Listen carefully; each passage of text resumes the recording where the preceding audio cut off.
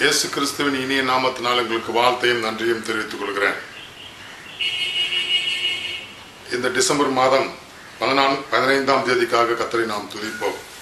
இது நாளுக்குரிய காலை நேர வேத பகுதியாக ஆமோஸ் தீர்க்கதரிசியின் புஸ்தகம் 1, 2, 3 ஆகிய 3 அதிகாரங்களையும், மாலை நேர வேத பகுதியாக யோவானுக்கு வெளிப்படுத்தின விசேஷம் 6ஆம் அதிகாரத்தை வாசிக்கும்படியாக கேட்கிறேன். இந்த நாளுக்குரிய தியான பகுதியாக ஆமோஸ் தீர்க்கதரிசியின் புஸ்தகம் 3ஆம் அதிகாரம் 6ஆம் வசனத்தை நான் வாசிக்கிறேன். ஊரில் எக்காலம் ஊதினால் ஜனங்கள் கலங்காதிருப்பார்களோ? கர்த்தருடைய செயல் இல்லாமல் ஊரில் தீங்கு உண்டாகுமோ? இங்கே ஆமோஸ் தீர்க்கதரிசி ஜனங்களை பார்த்து ஆண்டவருடைய கோபத்தை அவனுடைய புஸ்தகத்திலே சொல்லிக் கொண்டிருக்கிறான். ஆனால் இந்த இடத்துல ஊரில் எக்காலம் ஊதினால் ஜனங்கள் தத்தளிக்காமல், கலங்காமல், திகைக்காமல், பயப்படாமல் இருப்பாங்களோ? தேவன் கோபப்பட்டால், தேவன் அவருடைய செயல் இல்லாமல் ஊரில் தீங்கு உண்டாகுமோ? தேவன் கோபப்படும் போது, தேவன் கோபப்படாமல், அவருடைய செயல்கள் இல்லாமல் ஊர்ல கோபம் உண்டாகுமோ? தீங்கு உண்டாகுமோ? கஷ்டங்கள் வருமோ? பிரச்சனைகள் வருமோ என்று இங்கே தீர்க்கதரிசி ஆமோஸ் தன்னுடைய பிள்ளைகளுக்கு சொல்கிறான். அவனுடைய அதிகாரம் முழுவதுமே எச்சரிப்பின் செய்திகளாகவே இருந்து கொண்டிருக்கிறது. என் அன்பான தேவ பிள்ளையே, இந்த வருடத்தின் கடைசியில வந்திருக்கிற நாம் பரிசுத்தமாகும்படியாய், நம்மை புது வருடத்தின் ஆசீர்வாதத்தை பெற்றுக்கொள்வதற்கு ஏதுவாக நம்மை ஆயத்தப்படுத்திக் கொள்ளும்படியாய், நம்மை இன்னும் ஒரு விசை கல்வி பரிசுத்தப்படுத்திக் கொள்ளும்படியாய் இந்த மாதத்தை நீங்க தெரிந்தெடுத்துக் கொள்ளுங்கள். இந்த நாட்களிலே பரிசுத்தமாய் வாழ உங்களை ஒப்புக் கொடுங்கள். தேவனாய் கர்த்தர் என்னோடு கூட இடைப்பட்டார், செயல்பட்டார். தினமும் உபவாசித்து தேவனுடைய சமூகத்திலே காத்திருந்து ஜெபிக்க தேவன் கிருபை செய்திருக்கிறார். இந்த நிகழ்ச்சியை பார்க்கிற எங்களுடைய தினமும் இயேசுடன் காலை மாலை தியான புஸ்தகத்தை வாசிக்கிற ஒவ்வொருவருக்காக அதிக பாரத்தோடு நான் ஜெபித்துக் கொண்டு வருகிறேன். என் தேவன் இந்த ஆமோஸ் தீர்க்கதரிசி சொன்னது போல நான் என் ஜனங்கள் எப்படியாயும் தேவனுடைய ஆசீர்வாதத்தை பெற்றுக்கொள்ள வேண்டும் என்று வாஞ்சித்து தேவ சமூகத்துல காத்திருக்கிறேன். அங்கே இஸ்ரவேல் ஜனங்களை எகிப்திலிருந்து அழைத்து கொண்டு வருகிறார் மோசே. அங்கே ஒரு இடத்துல வந்த உடனே யாத்ராகம் 32ஆம் அதிகாரத்துல இவர்கள் வணங்கா கழுத்துள்ள ஜனங்கள், இவர்களை நான் அழித்து போடுவேன் என்று ஆண்டவர் சொல்ல. தேவனுடைய கோபம் பாருங்க எப்படி வருது. அழித்து போடுவேனா? கானானுக்குள் பிரவேசிக்க அழைத்து கொண்டு வருகிறார். பாலும் தேனும் ஓடுகிற தேசத்துல கொண்டு போய் சேர்ப்பதற்காக ஆபிரகாமுக்கு வாக்கு பண்ணின அந்த வாக்கு தத்தத்தை நிறைவேற்றி அழைத்து கொண்டு வருகிறார். ஆனால் இவர்கள் மேல் கோபத்தை ஆண்டவர் அந்த நேரத்தில் தீர்க்கதரிசியின் இடத்துல, மோசேயின் இடத்துல சொல்லுகிறார். ஏனென்று கேட்ட, ஊரில் எக்காலம் ஊதினால் ஜனங்கள் கலங்காதிருப்பார்களோ? எக்காலம் ஊதும் போது யுத்தத்துக்கு ஆயத்தப்படுகிறார்கள். யுத்த வீரர்கள் யுத்தத்திலே போய் யுத்தம் செய்வதற்காக தன்னை ஆயத்தப்படுத்திக் கொண்டு தயார்படுத்திக் கொள்கிறார்கள். ஜனங்கள் நம் தேசத்தின் மேலே அழிவு வராதபடி இருப்பதற்கு அவர்களும் எச்சரிக்கையாக இருக்கிறார்கள். எக்காலம் ஊதும்போது, அதே போல தேவனுடைய கோபம் வரும்போது, தேவனுடைய கோப வார்த்தைகள் வரும்போது நாம் எச்சரிக்கை அடைய வேண்டியவர்களாக இருக்கிறோம்.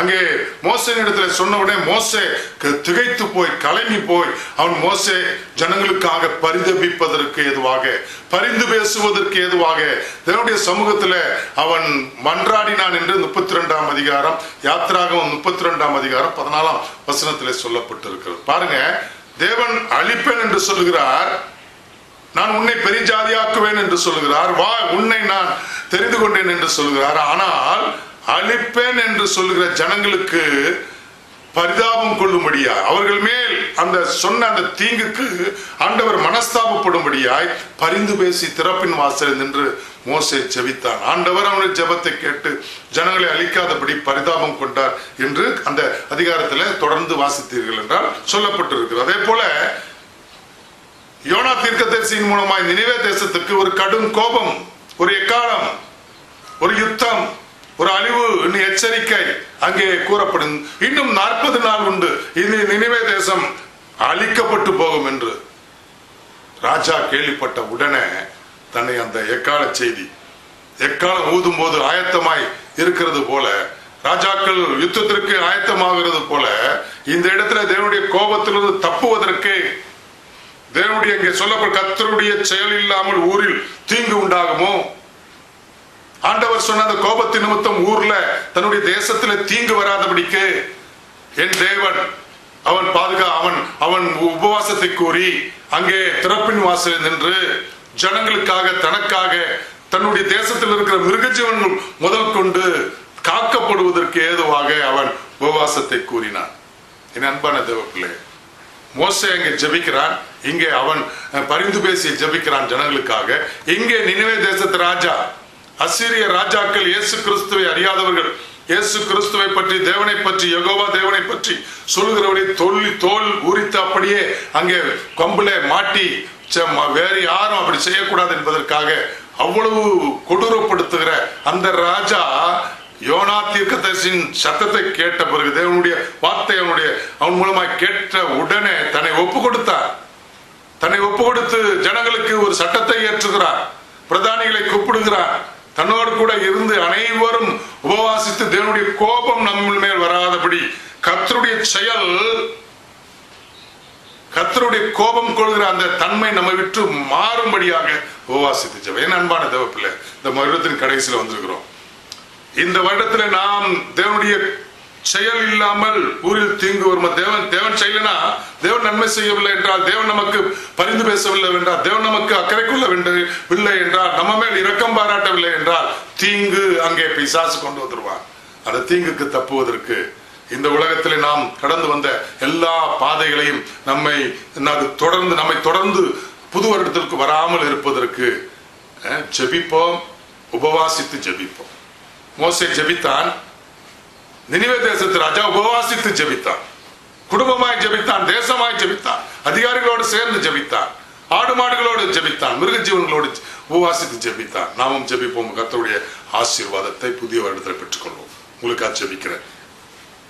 எங்கள் பரலோகத்தின் தேவனே, சர்வவல்லமுள்ள ராஜாதி ராஜாவே, எங்களை எச்சரிக்கிறவரே, எங்களை பரிசுத்தப்படுத்துகிறவரே, உம்முடைய சாயை தரிக்க எங்களை பரிசுத்தமாக்குகிறவர், எங்கள் பிள்ளைகளை பரிசுத்தமாக்கி ஆண்டவரே, எங்கள் பிள்ளைகள் மேல் ஆண்டவரே உமது செயல் இல்லாமல் போகக்கூடாதப்பா.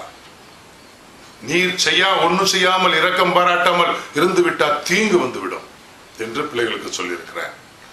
ஆண்டவரே, உலகத்திலே தீங்கை அவர்களுக்கு வராதபடி நீங்க பாதுகாத்துக் கொள்ளும்படியா, நீங்க செயல்படும்படியா, எங்கள் பிள்ளைகளுக்காக நீர் கிரியை செய்யும்படியா, எங்கள் பிள்ளைகளுக்காக நீர் யுத்தம் செய்யும்படியா, தீங்கை கொண்டு வருகிற காரியத்திலிருந்து விடுவிக்கும்படியாக ஜெபிக்கிறேன். இஸ்ரவேல் மக்கள் மேல் நீர் கூறின தீங்குக்கு மோசே ஜெபித்தது போல இவர்களும் ஜெபித்து அந்த தீங்குக்கு தப்பித்துக் கொள்ள எங்கள் பிள்ளைகளை நடத்துங்கப்பா, பரிசுத்தப்படுத்துங்க, ஆயத்தப்படுத்துங்க. புதிய வருடத்தின் ஆசீர்வாதத்தை சுதந்தரித்துக் கொள்ள பண்ண இயேசுவின் மூலம் ஜெபிக்கிறேன் என் நல்ல பிதாவே, ஆமென்.